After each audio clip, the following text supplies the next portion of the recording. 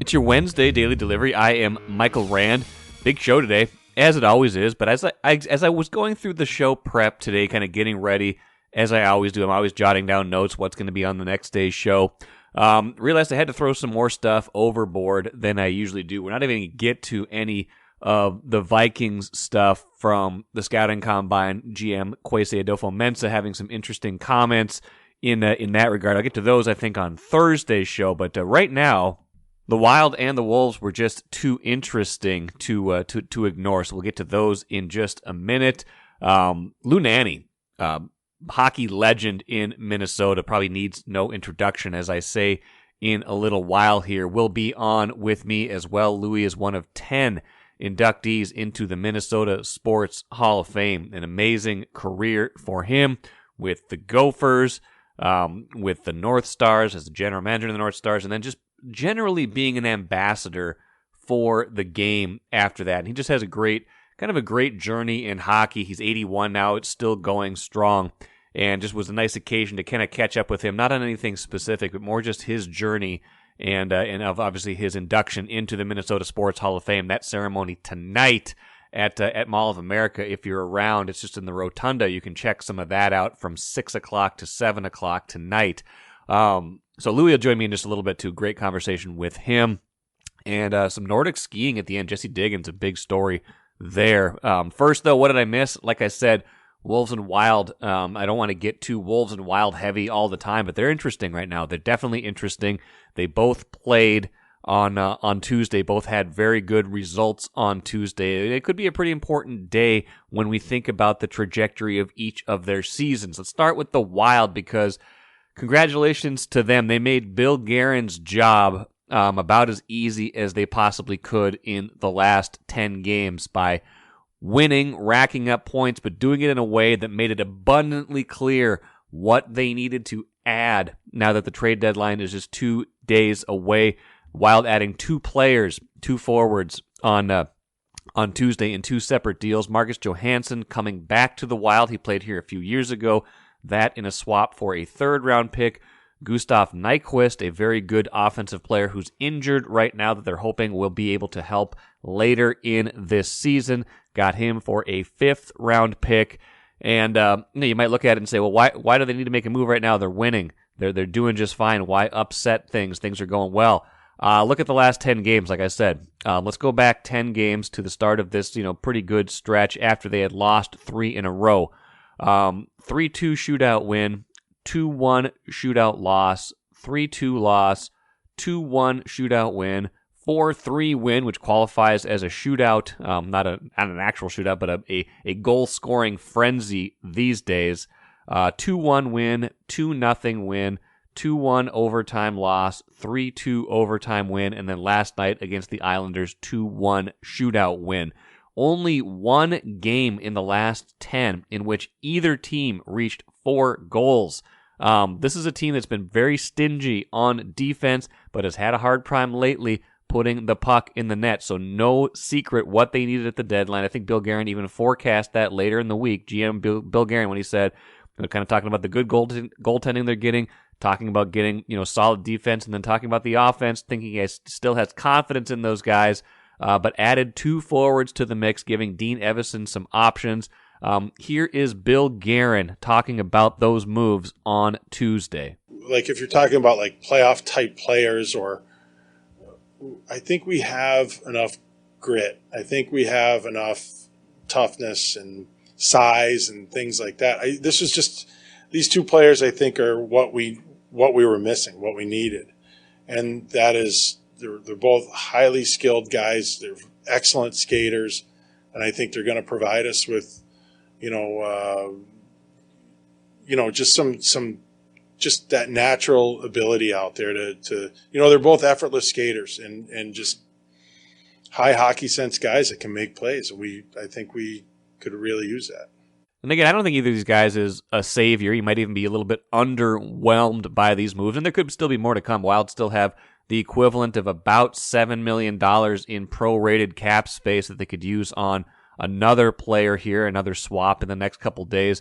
But it sounds like these guys kind of factor in as, middle six forwards. So basically second or third line guys, not top line guys, but giving them more possibility to take some of the scoring burden off of that top line, off of Kirill Kaprizov, which is very necessary. And whatever these guys provide, Johansson and Nyquist, it remains to be seen. But not a ton to give up in either salary or draft capital. I think the third rounder was next year. The fifth rounder is this year. So, not a huge price to pay if you think you can help yourself right now going forward. So, good moves from Bill Guerin, I think, and we'll see if there's more to come. Even if you're a little underwhelmed, if you're saying, well, they're not really going for it. Yeah, I mean, this is not really a Stanley Cup team, probably.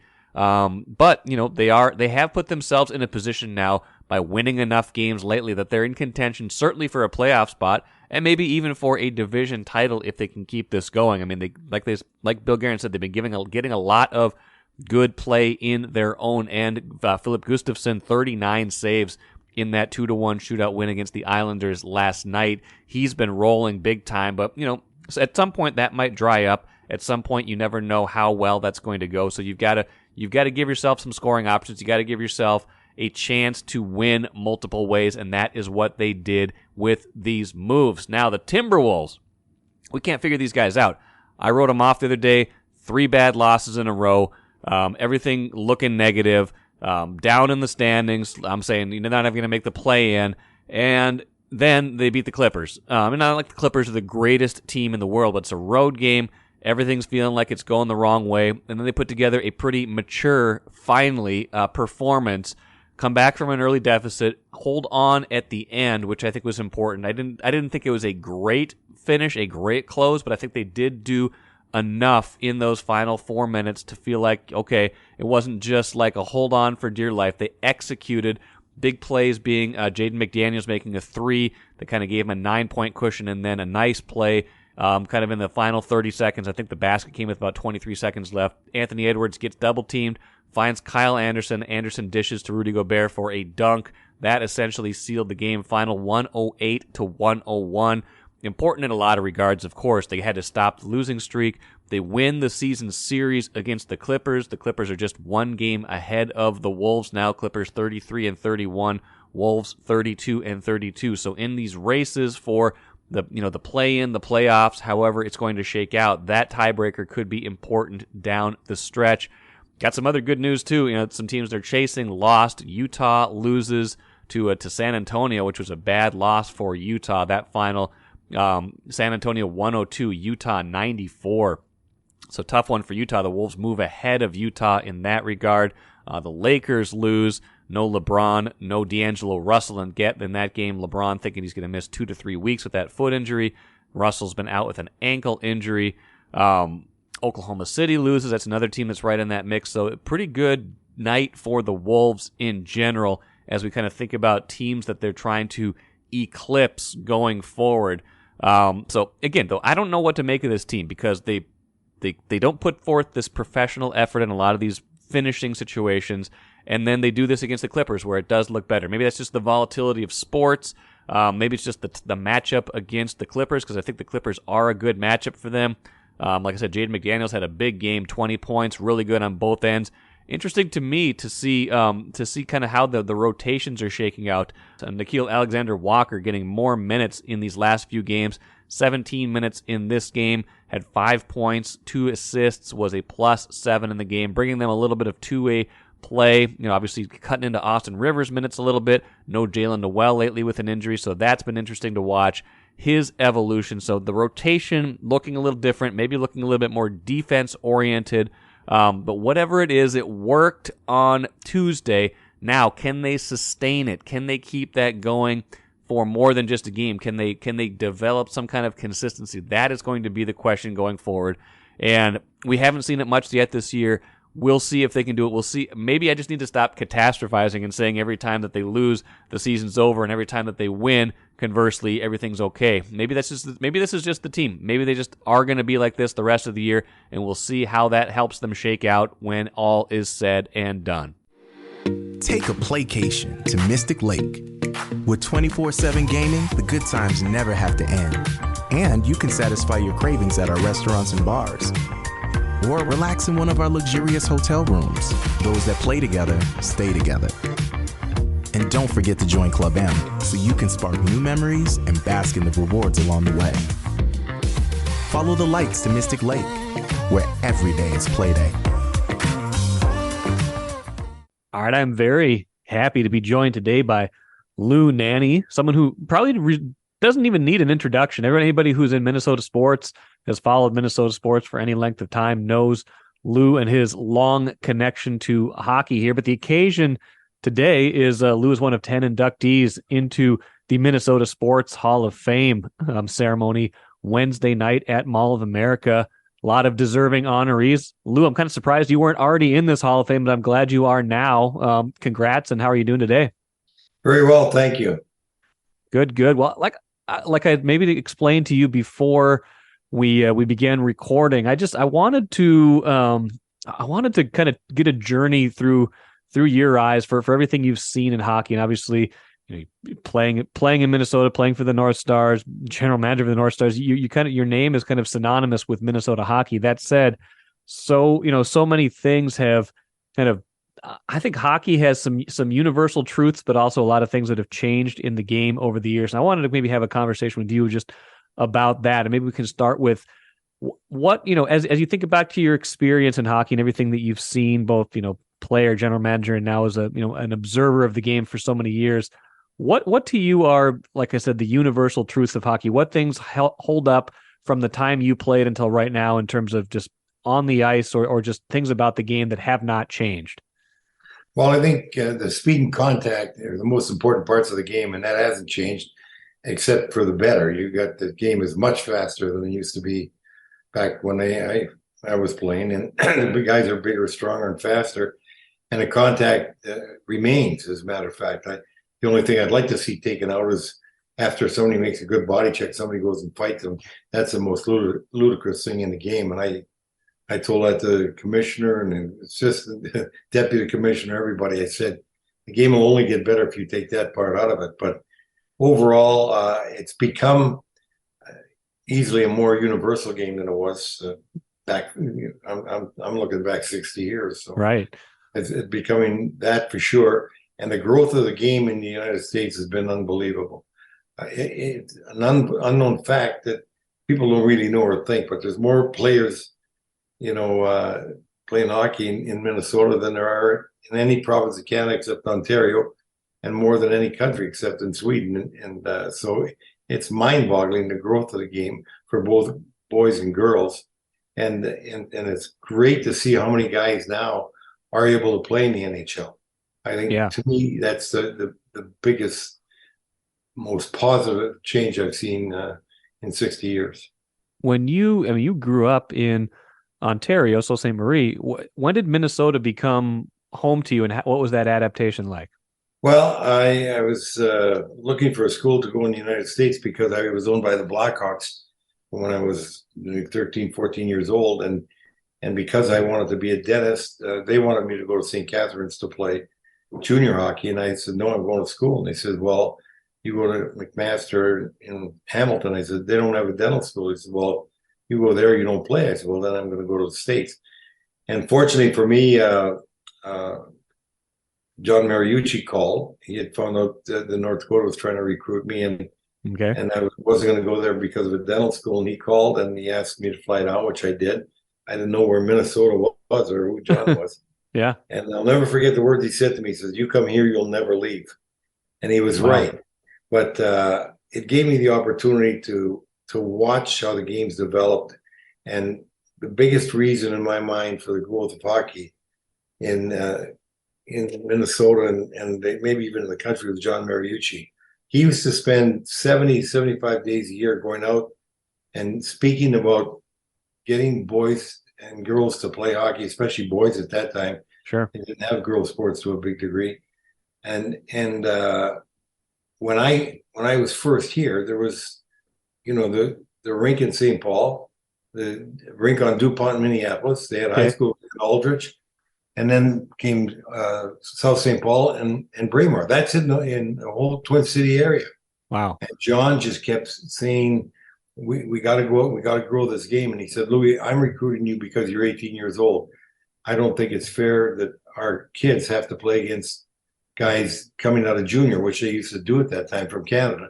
So he said, I have nothing against Canadians, but I have something against them coming down here 20 to 25 years old. So his mission was to grow the game in Minnesota and also in the United States. And boy, I'd like to see his face now to see the result of what he really initiated and started and gave the boys, especially in Minnesota, an opportunity to play. Well, and you make a great point, and just backing up a minute to something you said about how, you were owned by the Blackhawks at such a young age, and then school was a major consideration in terms of, where you wanted to go to school and kind of the education you're going to get, because at that time, Lou, I mean, this is before multi-million-dollar contracts. We're talking about a time where you could actually you could make a better living in a lot of cases doing something that wasn't hockey, right? Like once you were going to get out of school and go on to the NHL at some point, that was still a consideration for athletes back then. Like, is this really a good business decision for me, right? Well, that's a great point, because when I graduated, and I won, all the awards in college, and even the scoring, which was never done by a defenseman before. So I agreed to terms with Chicago in June, but I had to go to work because I got married the year before. And then when I was graduating, our daughter was born, and I had no money. So I had to go to work. I graduated on the 4th of June and went to work on the 7th. And so wow. I was figuring to work three months and then go to training camp. Well, they didn't send a contract. They just sent a letter. They said, you get the contract at camp. I said, I don't come without a contract. And they said, well, Bobby Hull doesn't come without a contract. I said, I really don't care about Bobby Hull. And he hasn't got a wife, a child, and a college degree. And so I didn't go. I sat out for 5 years before I turned pro. And that's because, just what you said, Michael, I was making way more money working than I would have been making in the NHL. And so every year they'd come and say, okay, we'll give you that amount now. But I was working for Harvey McKay then, selling envelopes, and they'd give me the Pillsbury account and the Honeywell account and stuff like that. And I'm making over 2 times what they were making in the NHL. So I wouldn't turn pro, and then they put a bill through Congress for me to get people to play with the U.S. team in 67 for the Olympics in 68. Right. And so I played in the Olympics. When I came home, I signed a contract that was unusually high, but that's because of the bargaining power I had. You think athletes these days have any frame of reference for that? I mean, I think we feel like we're kind of pretty well removed from that time because it has the salaries keep going up and up. But when you tell a hockey player today something like that, does their mind just like swirl around in a way that they just can't comprehend that? Oh, it does. They can't believe that happened. That here I was almost 27 when I turned pro, and then I played for 10 years and had sat out 5. I mean, if you sit out a month, they think you're never going to play again, right? Let alone 5 years. But I was lucky, and Mariucci at that time gave me the opportunity. He wanted me to coach a freshman while I was working for first Archer Daniels Midland, and then McKay Envelope, and he moved practice so I could coach the freshman. And I'll never forget, I used to have 75 kids come to try out for the freshman team, and I'd whittle it down to 25, and none of those kids were on scholarship. That's wow. They had no place to go, and it was all because of John giving them the chance, getting the thing built in Minnesota, and then Minnesota players proved how good they could be, and then other schools were coming after them. And it was all during that time period, that 5 years. I watched this develop, and I just couldn't believe it. Well, and the North Stars coming in 67 helped that as well. And that was right around the time you joined them, right? You joined them in 68? I came home from the Olympics. I joined them in that first year. And right. When I finished the Olympics, then I joined them. Because Chicago couldn't hold my rights anymore when expansion came. Okay. So the reserve lists were cut to 30, and they couldn't hold my rights, so I became a free agent. And so I essentially agreed to terms with the North Stars in June, right after the expansion draft. And I was talking to Ren Blair, and we were meeting in the Midland Bank building. We were on the 5th floor, and we agreed to terms. He went up to the 6th floor to get a type. I called a friend of mine, George Lyons, and said, okay, I'm going to do it. And he told me all the reasons why I could even get more money. And I said, yeah, besides that, I said, I'd rather play in the Olympics. So I called upstairs, and I told Ren, I said, Ren, he said, it's almost done. I'll be right down. I said, don't bother coming. I'm playing with the Olympic team. Wow. He was really upset. But it turned out to be, something I really wanted to do and was Yeah. one of the thrills of my lifetime. Well, absolutely. And then, starting out with the North Stars, well, what was the league like? What was it like to become, playing in that time, playing on a team that's relatively new, playing in Minnesota where you'd been a while? Like what was that process and experience like? It was really, for me, exhilarating. I loved it. At that time, as I was talking about, the American players weren't in the league. Tommy Williams was the only American player in the league, and I was the second one because I was a naturalized citizen. Other than that, and there was only 3 college graduates in the league, and it was Berenson, Angotti, and myself. And now, when you look, there's 324 Americans, the majority playing college, that are in the NHL this year. Wow. And so so different. The first game I played every position.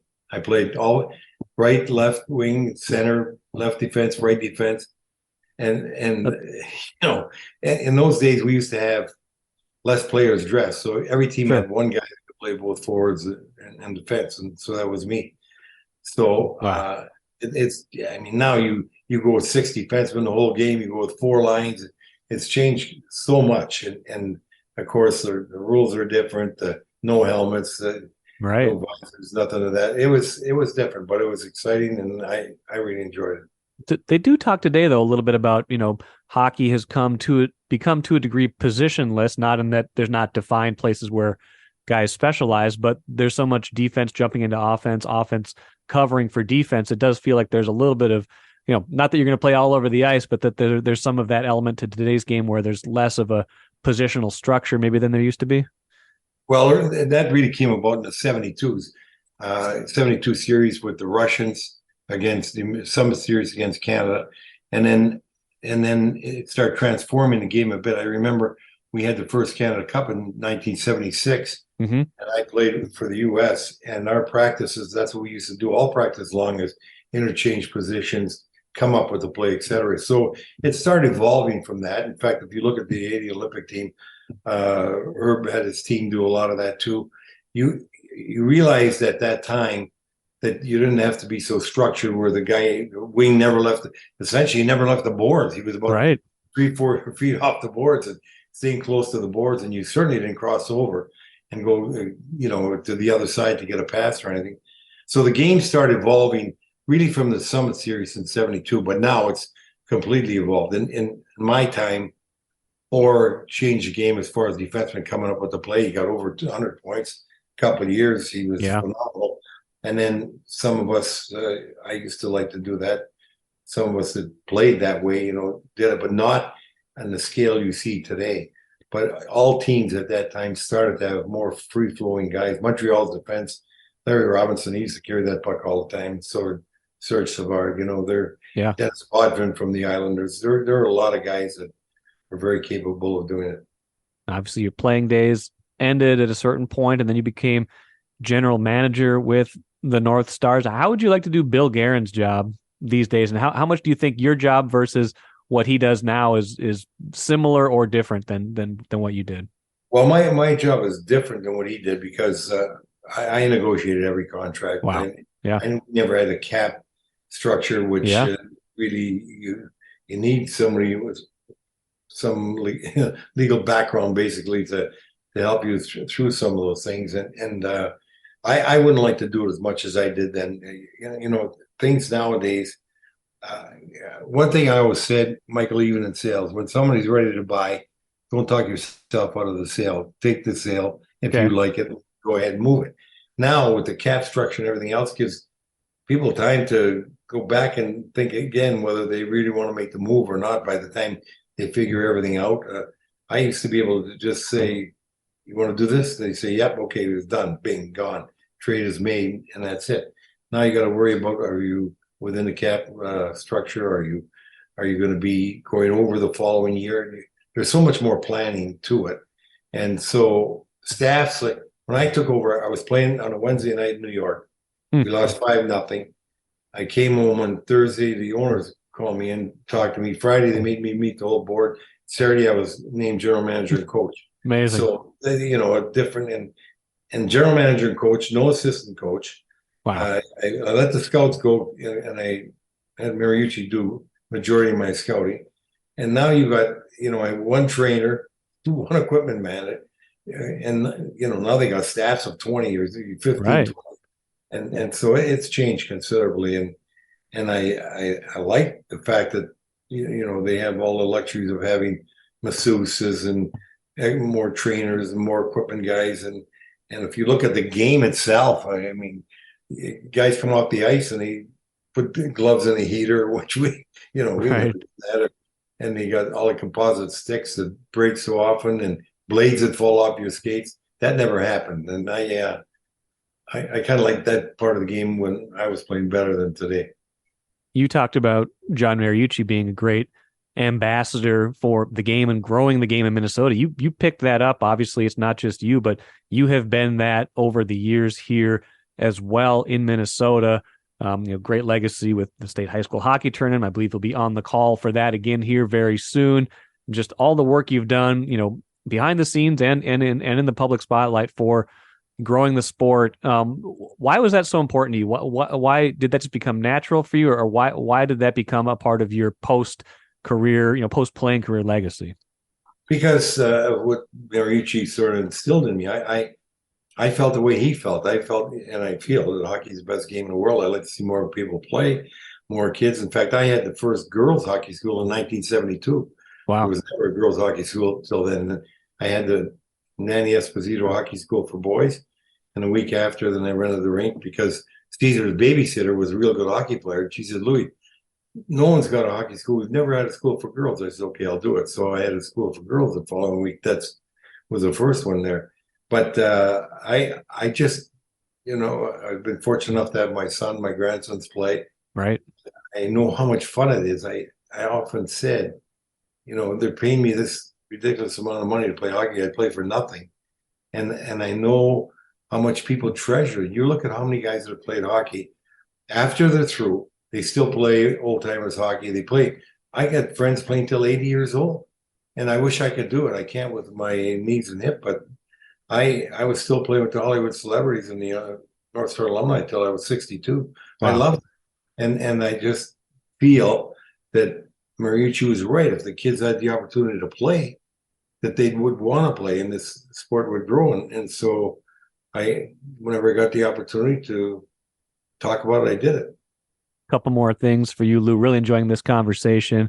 And again, congrats on the induction into the Minnesota Sports Hall of Fame. It feels like the game is in really good hands, really good shape right now. I don't think we can say that about the evolution of every sport necessarily, but you look at hockey, and I think you touched on this at the beginning of our discussion right now. Like, it feels like the game is better than ever, just faster, like all the advances that have been made in, speed and whatever, in some sports that can make for tighter confines. It can make for a clunkier game. For hockey, it feels like the sport is just as good, if not better, than it's ever been. How would you agree or disagree with that? Oh, I really agree. Gary Bettman and Bill Daly, leading the NHL, have done an unbelievable job of growing the game throughout the country. We got kids in the NHL from 35 states. Wow. And a lot of this came since 1990, since when Bettman took over, and the revenues are just, astronomical compared to what they used to be. And as you said, the game itself to watch is so exciting. These kids that are playing are so talented, they're so gifted. And the speed of the game, it was already the fastest game that you have to play, but now it gets even faster. And essentially now, if you can't skate, you can't play, which in the olden days, if you could score goals, and you don't have to be the greatest skater in the world, but you get in position to score. Now you can't catch up to the play. And it's so much fun to watch because I always said, the American public loves three things in my mind. They like speed, they like contact, and they like scoring. And the NHL has really increased all of those things by the changes in the athletes themselves over the years. Yeah. And final thought on that. I mean, you've seen so many players, you played with so many great players over the years, and you've certainly watched even more. Number 97 for the Wild is awfully good, Kirill Kaprizov. Where do you put him just in terms of the Minnesota hockey players that if we go back, more than 50 years, obviously, to the start of the North Stars and then everybody who's played with the Wild, where do we evaluate what Kirill Kaprizov already is and what he can become? Well, it's in my mind, it's between, Madonna's a Hall of Famer and deserves to be. Cicerelli's a Hall of Famer, but he just, he's a goal scorer. Yeah. He didn't play the full game like Kaprizov did because of Kaprizov's speed and his vision of the ice and everything. I think right now he's already at a point where the greatest players in Minnesota are either Madonna or Kaprizov, and I don't, when we had another great one on Broughton, that I still upset that he's not in the Hockey Hall of Fame. He should be in my mind, but I can't see anybody being better than that, and I don't want to be like Drew Dougherty that after 45 games says, well, how can they pay him so much money? Right. And now you go 180 games later and you know why they paid him so much money. Yes. He's like the top 5 goal scorer and points in that period of time. Right. So the guy is incredible, and I can't tell you how much joy I get watching him. And I do say this, and I really believe it. For my money, he's in the top 3 players to watch night in and night out. You got McDavid on the question, but then it's Kaprizov, and then we could argue about the third. And it was funny, if you watched TNT a few weeks ago, and at the beginning of the game, they said, "Where do you place Kaprizov?" And Tocchet to watch, and Tocchet says, the top 7, and the other guy said the top 5, and I think Bissonnette says, well, maybe even the top 3. At the end of the game, said, where do you place him? They all said in the top 3, definitely. Yeah, that's what Minnesota's got to watch game in and game out.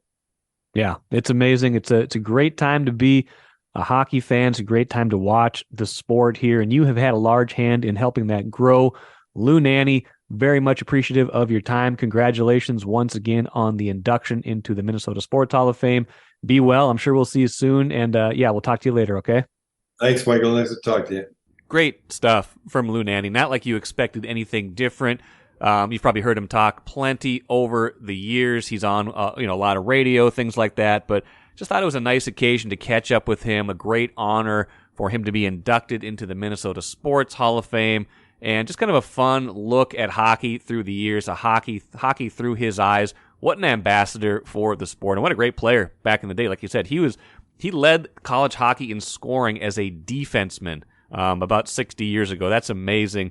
Never been done at that point, so I don't think it's been done since then. So what a career, what a life for Lou Nanne, and I hope you did enjoy that conversation with Lou. And again, the induction is tonight, Mall of America. The rotunda is just kind of wide open. There's those 3 levels you can kind of walk around, check it out. A lot of great inductees into the Hall of Fame. A lot of us from the Star Tribune will be there, so check that out if you are around. Let us finish with the cooler. Minnesota skier, Afton native Jessie Diggins, already a very accomplished Nordic skier, wins the women's 10K freestyle at the World Championships on Tuesday, becoming the first American woman to capture a gold in an individual cross-country race at the World Ski Championships. Just an amazing effort. Rachel Blount wrote about it for the Star Tribune. You can see highlights of the race, but just an amazing race. We finished in 23 minutes, 40.8 seconds in the 10K race. I can't even imagine the reserves, the energy, the mental fortitude it takes to do that. So congratulations to Jessie Diggins. Just a great news, a fun podium picture of her jumping into the air. Just a cool story, some good news, and it's probably a good news show, right? Wolves win, Wild win, Lou Nanne, Jessie Diggins. It's about as positive as we're going to get. We got to change that at some point. No, we're going to have a good stuff the rest of the week. Like I said, I'll get some of that Viking stuff tomorrow. I think Chris Hine will be on to finally talk a little bit more about the Timberwolves. Finally, it's just being facetious. I always talk about the Timberwolves, but Chris hasn't been on for a while. Interested to pick his brain on how this team's kind of been up and down. And expecting on Friday's show to probably have Twins boss Derek Falvey on the show as well, Chief Baseball Officer, so that should be a good one as well to get into that team and what they are looking ahead to here in spring training and with the season coming up. So that is what you have to look forward to. I hope you have a great rest of your Wednesday. Until tomorrow, I'm Michael Rand. We'll talk to you then.